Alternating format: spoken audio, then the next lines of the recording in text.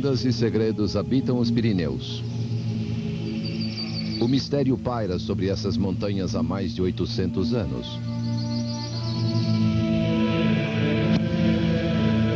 Dizem que uma das mais sagradas relíquias está enterrada aqui. Outrora guardada por um grupo de cavaleiros monásticos que subiam essas montanhas para vigiá-la, o Santo Graal nunca foi encontrado. Não há provas de que esteja aqui, mas uma teoria e alguns indícios bastam para atrair cristãos e caçadores de tesouros para cá. As múltiplas possibilidades, o elenco de personagens, a busca em si, tudo é tão intrigante que colocou a própria doutrina cristã em xeque. Mas o que é o Santo Graal? Seria uma prova de que Jesus viveu uma vida diferente do que nos levaram a crer? Conseguimos permissão para visitar uma pequena cidade nessas montanhas, para descobrir se a lenda ou a história está prestes a mudar.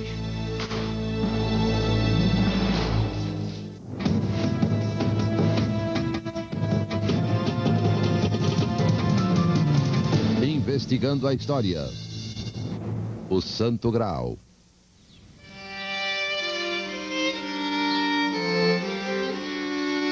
Rennes-le-Château é um vilarejo no alto dos Montes Pirineus, no sul da França. É um lugar tranquilo, cercado de vinhedos e castelos medievais. E alguns segredos que atraem muitos turistas.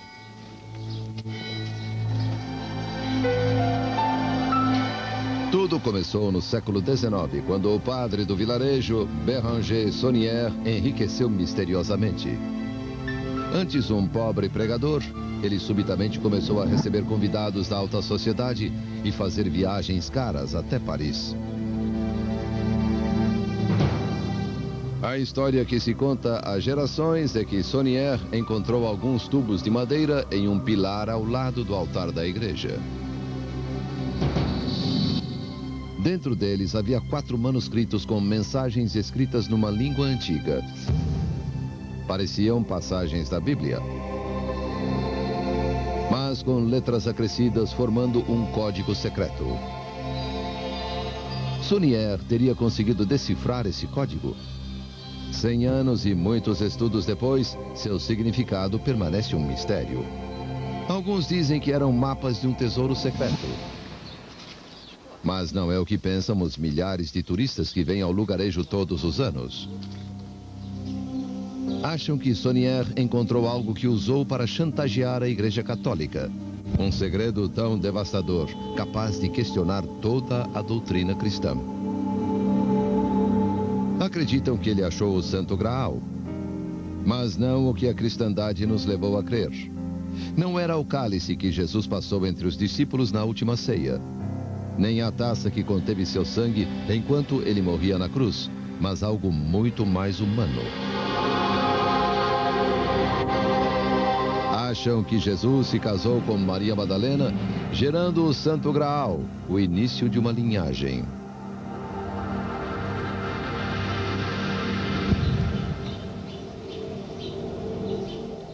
Este homem é um dos responsáveis por essa crença. Seu nome é Michael Bagent, coautor de um livro em que propõe essa controvertida teoria. I think the whole concept of the cup is this symbol of a container of the most holy lineage, the most holy blood. And the most obvious container of the holy blood actually is a woman in giving birth to a child of the dynasty. And to our reasoning is that this chalice symbol is simply a way of disguising this line of David descent. Would Jesus have married Mary Magdalene? I see no reason why he shouldn't have. What's the first commandment of God? Be fruitful and multiply. Look, if Jesus hadn't married someone, it would have been one of the accusations that people would have flung against him. It would have been very unusual. Only people involved in specific sects in ancient Judaism didn't marry. Much more likely Jesus married. Mary Magdalene was one of his closest colleagues. Ela teria se tornado o Santo Graal. Bagent e os outros autores passaram anos pesquisando para escrever o livro. Estudaram a Bíblia e os escritos dos fundadores da igreja, além de documentos de coleções particulares e de bibliotecas em toda a França e Inglaterra. Quando publicado, o livro recebeu manchetes e críticas da Igreja Católica e de historiadores, mas também conquistou seguidores. No ano passado, quando o Código da Vinci de Dan Brown foi publicado, o mundo todo atentou para a teoria de Bagent. O autor parecia ter se inspirado em seu livro para contar uma história que envolvia o Santo Graal, Maria Madalena, Jesus e a hipótese do casamento.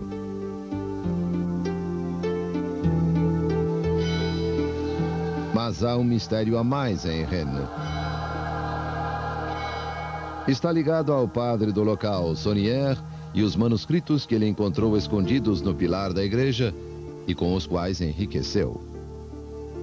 Our argument in our book, and I think it's closest to the truth, because of course one never knows, is that he was paid to find some very, very important genealogical documents, which he found and for which he received money. Now, I know this sounds completely crazy, but there's a lot of evidence to support it. And this is what I wrote about in The Holy Blood and the Holy Grail. 2 dos 4 documentos encontrados foram destruídos em um incêndio. Os 2 outros desapareceram. O que havia nesses escritos? Provas de que Jesus e Maria Madalena se casaram e tiveram filhos, como uma certidão de casamento ou de nascimento? E como as relíquias foram parar no sul da França? As respostas permanecem ocultas nessa pequena aldeia dos Pirineus há quase 100 anos. O padre do vilarejo, Saunière, morreu em 1917, levando seu segredo consigo. Mas antes de morrer, deixou suas próprias mensagens cifradas para as futuras gerações. Reformou a igreja, adicionando estranhos detalhes. E mandou construir uma torre perto da igreja chamada Torre Magdala. A própria igreja se chama Maria Madalena. Tanto a torre quanto a igreja podem conter a chave desse mistério. Os moradores dizem que Saunière enterrou algo sob uma delas pouco antes de morrer. Durante quase 100 anos, o governo de Rennes-le-Château negou os pedidos para escavar sob essas construções. Mas o atual prefeito deu permissão para que uma equipe de pesquisadores, liderada por um professor de religiões orientais, realizasse um estudo.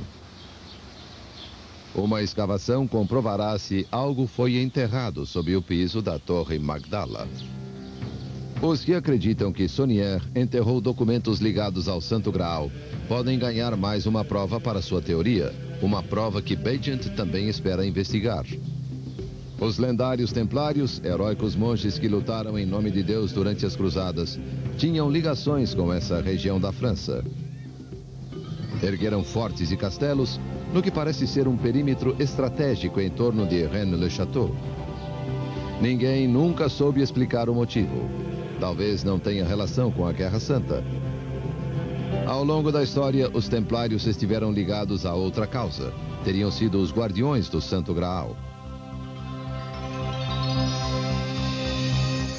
Amanhã, durante a escavação em Rennes-le-Château, cristãos e caçadores de tesouros torcerão para descobrir a solução de um dos maiores enigmas de todos os tempos.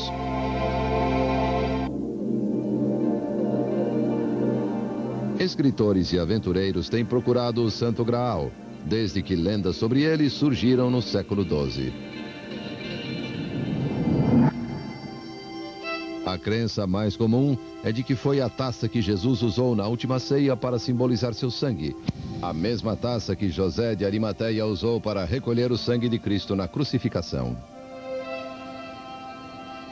Segundo a lenda, a pessoa que se apossasse dela obteria poderes transcendentais.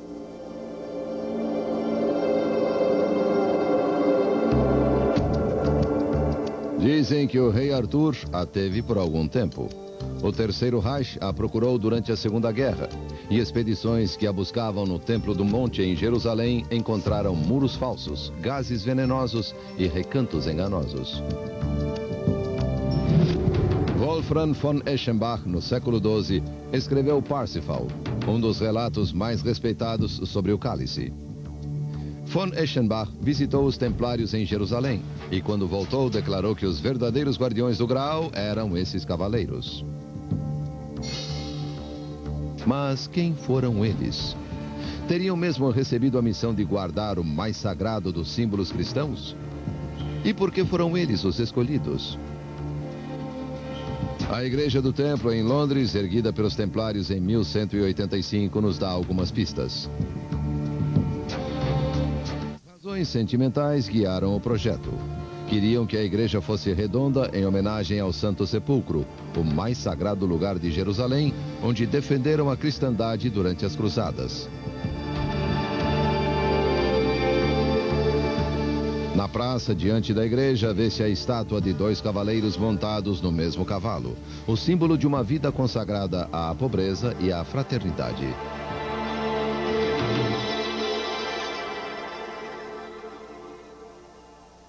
Na rotunda, cercadas por vitrais e protegidas por gárgulas, estão as efígies de 9 cavaleiros.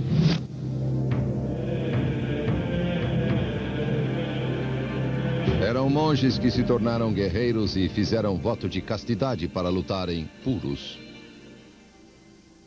Eles lideraram as cruzadas até a Terra Santa e montaram guarda sobre ela enquanto chegavam outros peregrinos europeus. Muitos morreram pela causa.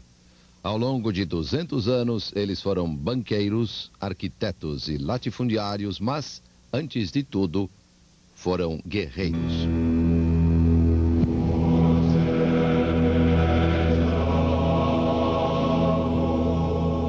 A Ordem dos Cavaleiros do Templo de Salomão, ou dos Templários, foi fundada em 1118. No início, eram poucos. Alguns dizem que eram 9, outros 30. Haviam vencido a primeira cruzada e resgatado a Terra Santa para a cristandade depois de 450 anos. Permaneceram em Jerusalém como soldados de Deus.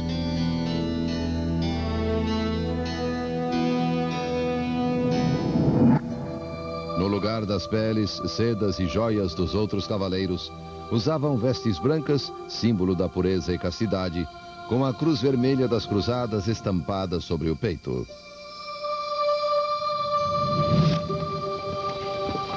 Seguiam para a batalha em silêncio, empunhando uma bandeira branca e negra.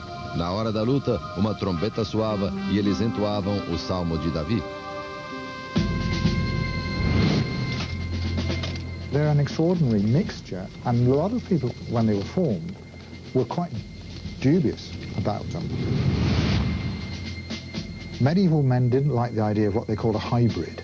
You had to be one thing or the other, and there was no previous precedent for people who took monastic vows, poverty, chastity, and obedience, but on top of that also took a vow to defend the holy places.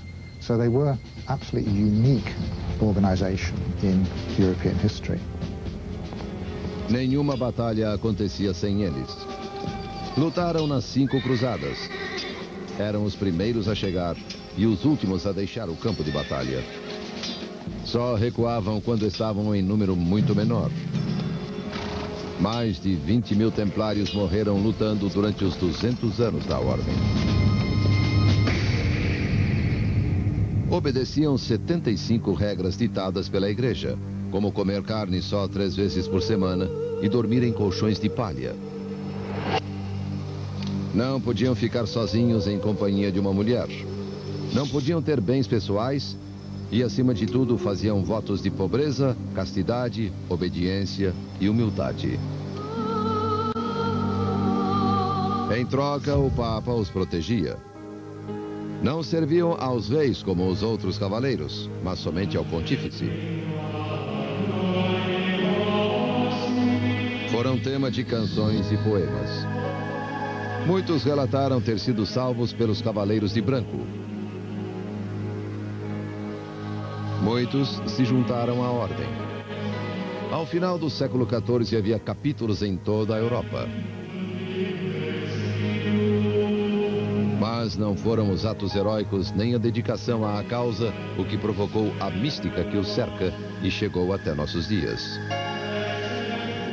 Foi a crença de que cavaram sob o monte do templo e encontraram relíquias religiosas, inclusive o Santo Graal. The Templars, I think, are sometimes associated with the Holy Grail, but it's arguable what that actually is supposed to be. It may not be a concrete object at all. It may be really an allegory or a set of ideas. Mas 800 anos depois, a crença de que os templários foram enviados a Jerusalém para encontrar o Graal conquista ainda mais seguidores. A cada ano, novos livros são escritos sobre os templários, alguns por historiadores sérios, mas como a doutora Karen Rawls observa em seu livro, a última tendência é acreditar que se trata de um tesouro enterrado. 8 séculos depois, os templários não param de inspirar lendas. Durante 200 anos, esses cavaleiros foram filhos abençoados da Igreja Católica. Mas o fim chegou de modo tão trágico que nada pôde salvar a ordem e nem o famoso Santo Graal. A esperança de encontrar o Santo Graal atrai muitos até o vilarejo de Rennes-le-Château. Em 1964, os alicerces das casas chegaram a se tornar instáveis devido às escavações, e o prefeito as proibiu. O atrativo era e continua sendo as curiosas lendas que cercam o lugarejo. A de um padre que encontrou algo oculto dentro de um pilar na igreja e enriqueceu. O fato de os guardiões do Graal, os Cavaleiros Templários, terem elos com essa região do sul da França. E a controvertida teoria proposta no livro Holy Blood, Holy Grail, de que Maria Madalena e Jesus se casaram. E que o Santo Graal não é um cálice, mas uma linhagem que os dois fundaram. A prova disso pode estar em Rennes-le-Château. You interpret the Holy Grail as being the line of David, the bloodline. It took me 6 years of research with my colleagues to put our first book together, The Holy Blood and the Holy Grail. But of course, for us, the story didn't end there. We continued researching. An idea like this takes over your life. It's so compelling that one becomes almost obsessively attached to seeking the ramifications of it. Our information was that the Templars were set up as a defensive side of a group who wished to maintain the integrity and the importance of the line of David. That the documents we've seen lead us to that conclusion, and it makes sense and it gives a pattern to a diverse series of events which don't automatically have a pattern. Far more specific than just defending Christianity and fighting to protect pilgrims, because it suggests the line of David continued after Jesus. I think that's the case. Did it reach here? It certainly reached here. There's no question of it. Mas que elementos Bagent tem para provar sua teoria? Ele e seus colegas admitem que seu trabalho é teórico e explicam que estudaram os 2000 anos da história da cristandade, examinando escritos dos primórdios da igreja. Acabaram encontrando documentos secretos na Biblioteca Nacional da França, que sugerem uma conspiração da igreja relativa aos descendentes de Jesus e aos primeiros reis da França. Os historiadores questionaram essa teoria, dizendo que não tem fundamento. There's enough oddities to force us to come up with some explanation. The average historian will ignore the oddities and just say, well, we can't deal with it, we don't know what it means, let's forget about them. My attitude is to bring the oddities into the equation, then let's think about it. A teoria de Bagent atraiu ainda mais turistas a Rennes-le-Château. No ano após o lançamento do livro, foram 30 mil. Este ano, o número chegou a 100 mil. Há anos que o governo de Rennes-le-Château é pressionado para investigar o segredo de Saunière. Muitos pediam uma escavação para averiguar os fatos. Quando as pessoas certas se ofereceram para a tarefa, o prefeito decidiu que era hora de saber se a lenda continha alguma verdade. Em sua primeira visita a Rennes, os cientistas que vieram da Califórnia, Michigan e Roma usaram um radar especial para estudar o terreno sob a igreja e a torre. Usando ondas de alta frequência e energia eletromagnética, o radar é capaz de localizar objetos sem que seja preciso cavar.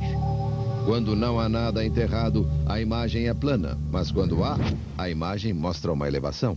Underneath the tower, the ground scan did reveal a signature of some kind, of some object. We don't know what kind of object, some buried object of some time. It could be a chest. It could also simply be an old sink. It could be a big rock. But there was only one signature there. So we're interested in looking into that. Dois objetos também foram detectados sob o solo da igreja, que é um patrimônio histórico. O prefeito terá que solicitar permissão para escavar sob ela. Mas a Torre Magdala é propriedade privada. Ele autorizou uma escavação que começará hoje.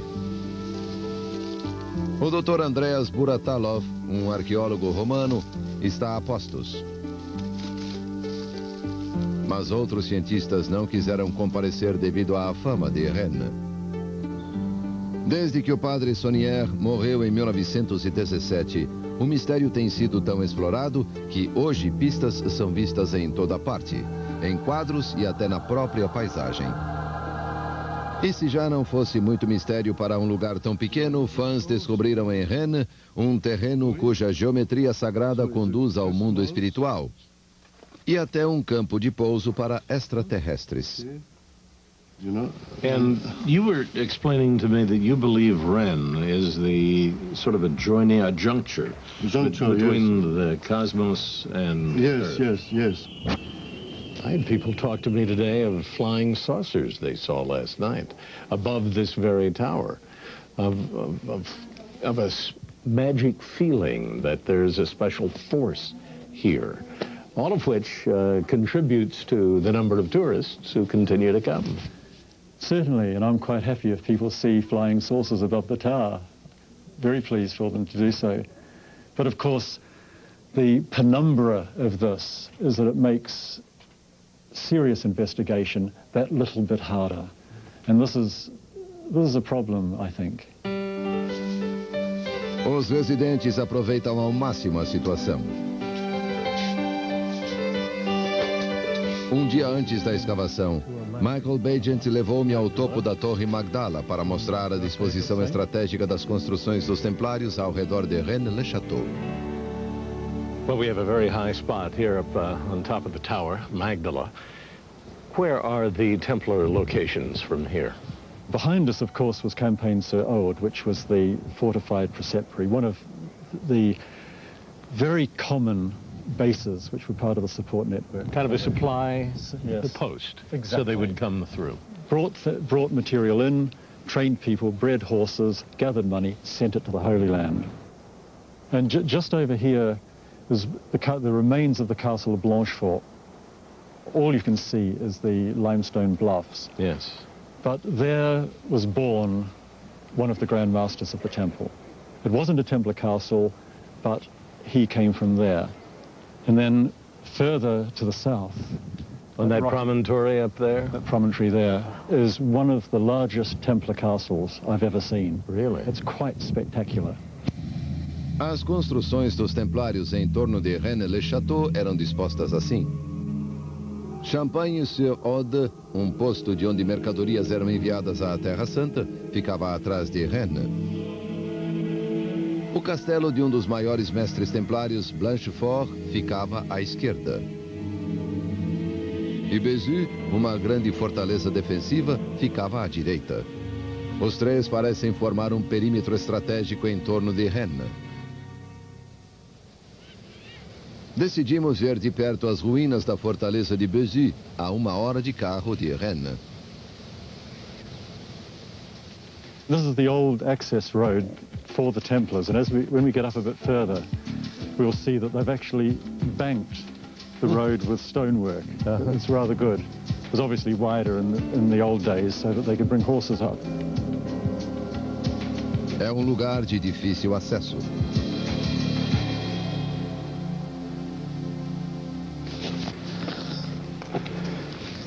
They didn't want other people getting up here easily, that's for sure. Let's go out on the point. There is Rennes-le-Château. Yeah, that's Rennes. It's a very strategic position. Why would they have needed an outpost here? No one knows. It doesn't make sense, because the whole support network in the south was geared to just supplying the material they needed for the Middle East. You don't take over a place like this without a reason. It's difficult to get to. It's very defensible. It must have been quite expensive to maintain and operate and man.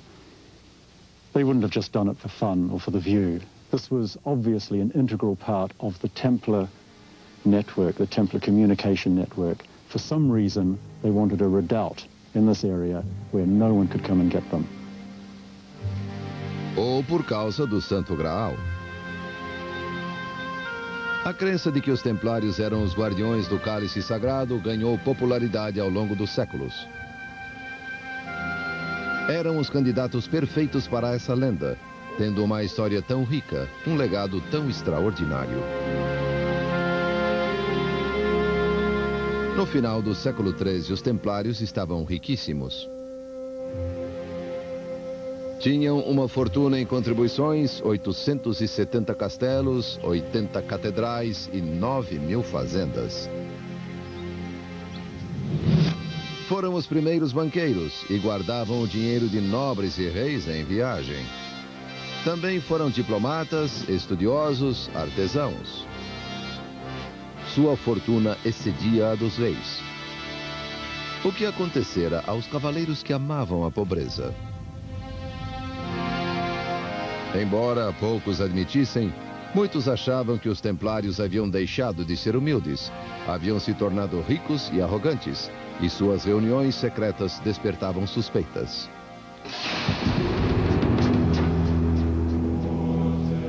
Até o fim da guerra em Jerusalém, ninguém ousou atacá-los. Mas em 1239, os templários voltaram a perder Jerusalém para os muçulmanos. If you're committed to the defense of Jerusalem and the holy places and the settlements of the Latins in the east, and you lose that, or somebody loses it, and this is exactly what happened in 1291 when the Christians were driven off the Palestinian and Syrian mainlands and retreated to Cyprus. If you do that, you have an identifiable point in time that people can point to as a point of failure. We've poured money into them, and they failed. They've lost us, the Crusader lands.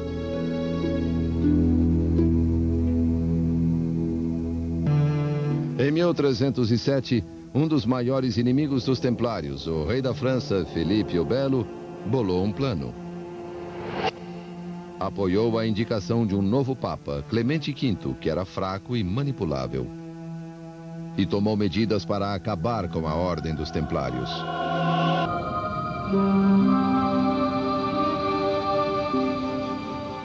O prefeito decidiu começar bem cedo as escavações sob a Torre Magdala por uma questão de privacidade. A solução para o mistério do Santo Graal pode estar em jogo, e ele não quer a presença de milhares de turistas.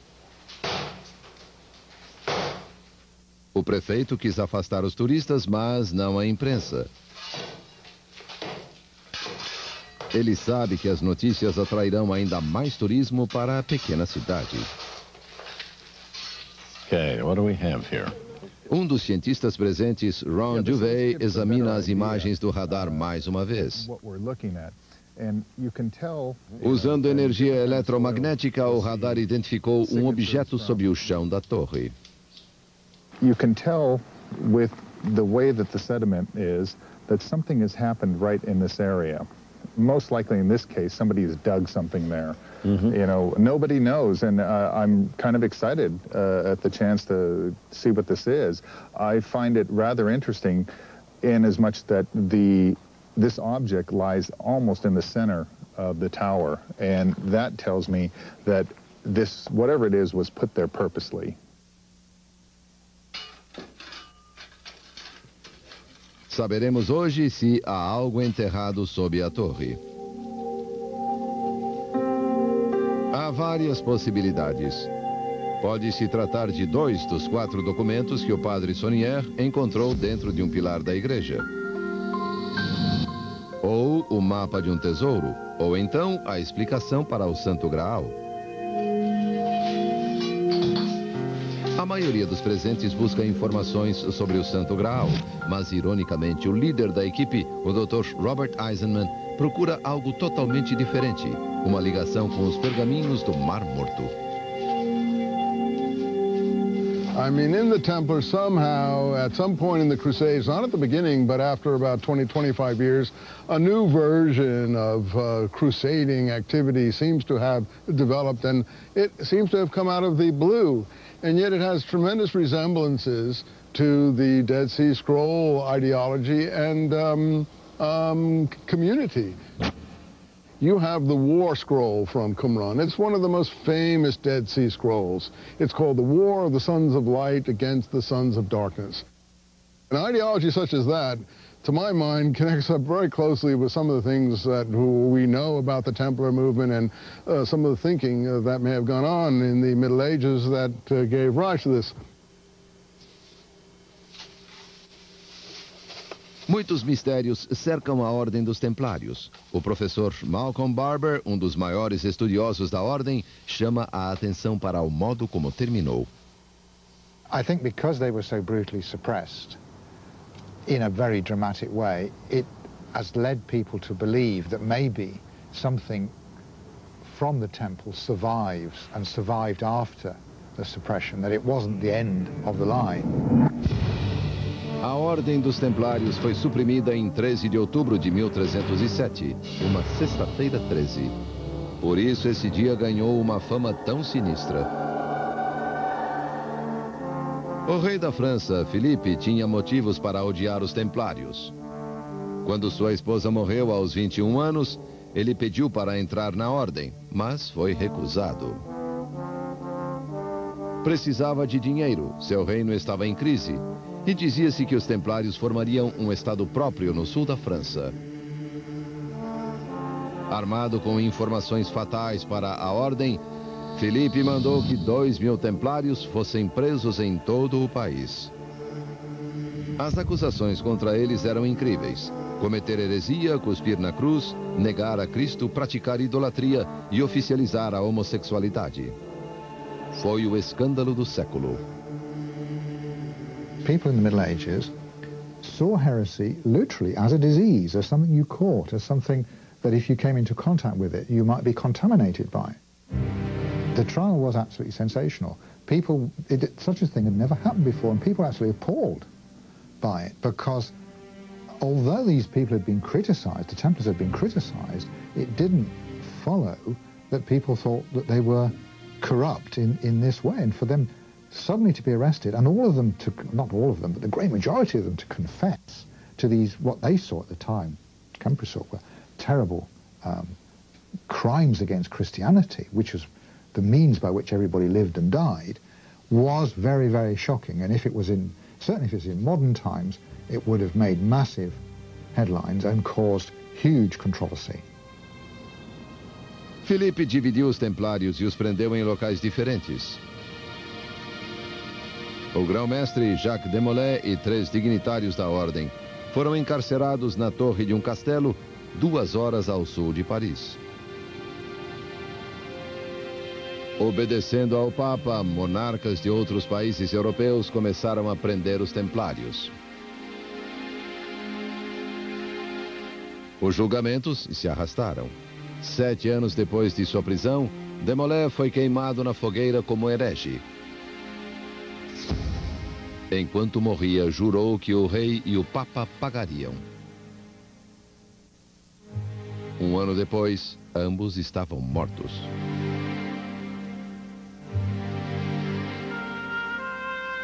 Ao todo, 54 templários foram executados. Outros passaram a vida na prisão. A ordem foi oficialmente extinta.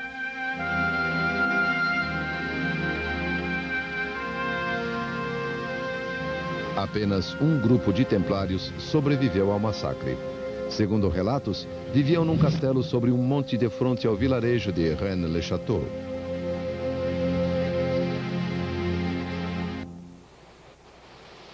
Logo que o dia nasce em Rennes-le-Château, a escavação sob a Torre Magdala tem início.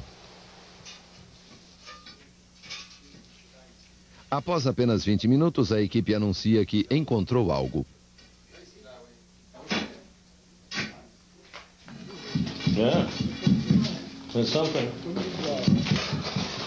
Parece madeira. Está na lateral da abertura.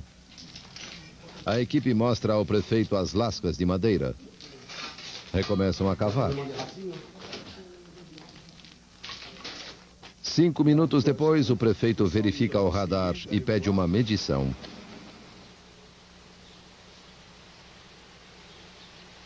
De repente, a equipe recebe ordem para parar. O prefeito diz que chegaram à marca mostrada no radar. A decepção é geral. Não passa de uma pedra grande. E ele anuncia o fim da escavação. Um século de especulações sobre o elo da aldeia com o Santo Graal não deu em nada. Mas será mesmo? Não existe explicação para as lascas de madeira. A investigação não prosseguiu perto de onde foram encontradas. O prefeito já discute a próxima escavação sob o chão da igreja. He's sure now from the ground scan that he has some really important things underneath the floor of the church. That is, clearly the signature is not just of a rock, but of two fairly significant sepulchres. And if he can find that, of course, his town is on the map for bigger and better things. So he will now apply perhaps to dig there? He's going to certainly move as all political forces that he can muster to get some movement on that front. As dúvidas sobre a escavação permanecem. Por que foi interrompida quando lascas de madeira foram encontradas? Haveria uma arca enterrada na lateral da abertura? Ou seria pedir demais? Os mistérios que cercam o Santo Graal são profundos. E este, em Rennes-le-Château, está longe de terminar.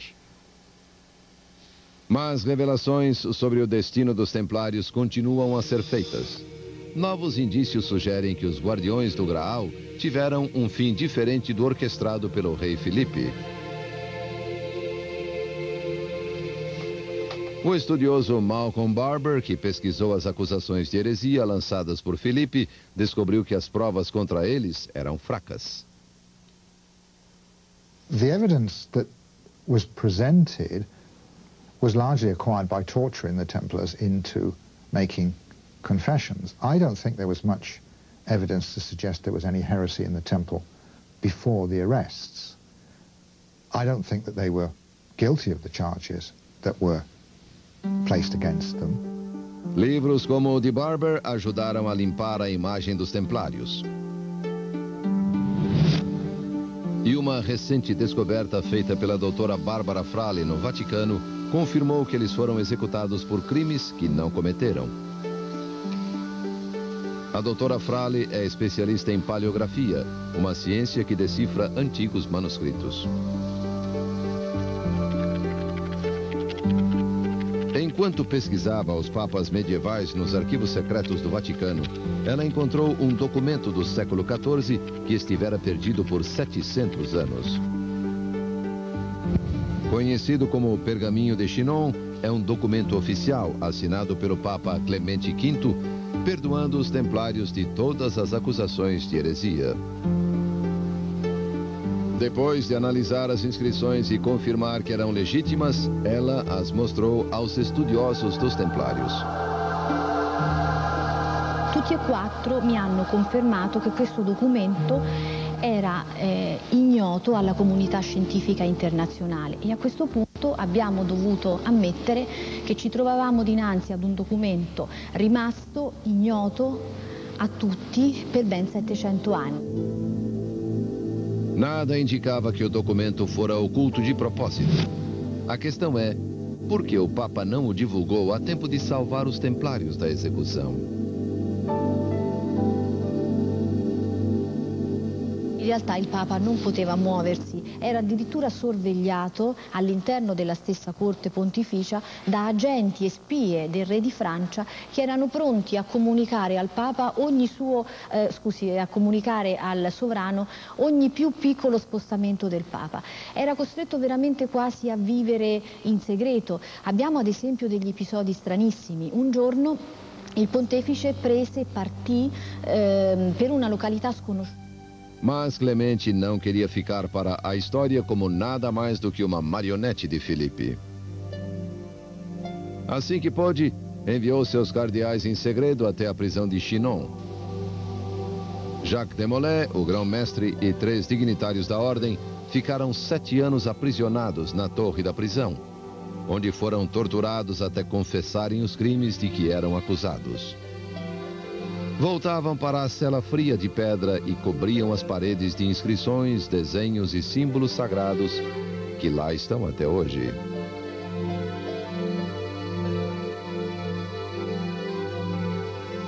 Em Chinon, os cardeais de Clemente também interrogaram os templários para decidir se eram ou não culpados de heresia.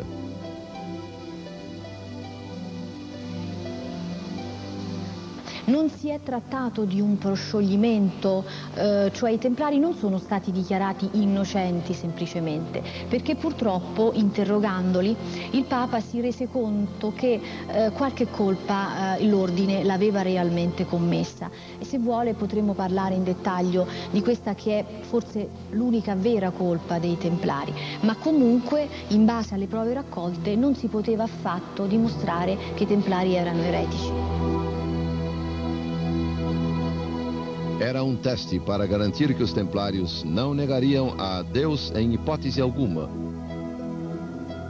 Devido a essas provas, o Papa não podia inocentar os templários. Mas escreveu o Pergaminho de Chinon, o documento que os absolvia de heresia e que ficou perdido por 7 séculos. Barbara Fraile discovered a document where the Pope pardoned the Templars, but it never reached the king. Curiously, we have all the documents of the Inquisition, but we don't have those. We have only the letter of the legates back to the Pope, and it's quite clear that the Pope was sympathetic. So to hear that there's a document where he absolves them doesn't surprise me in the slightest, and it just makes the tragedy more so. They were shafted completely by the French king. E quanto ao Santo Graal? Se os templários realmente o encontraram, o que lhe aconteceu depois do fim da ordem? Um pobre padre do interior da França o teria encontrado e depois chantageado a igreja para mantê-lo em segredo? Ou seria a lenda de Rennes-le-Château, como tantas outras histórias sobre o Santo Graal, apenas uma fantasia? 2 sepulcros enterrados no chão da igreja aguardam uma resposta. Por enquanto, o mistério do Santo Graal permanece oculto nas profundezas dos Pirineus.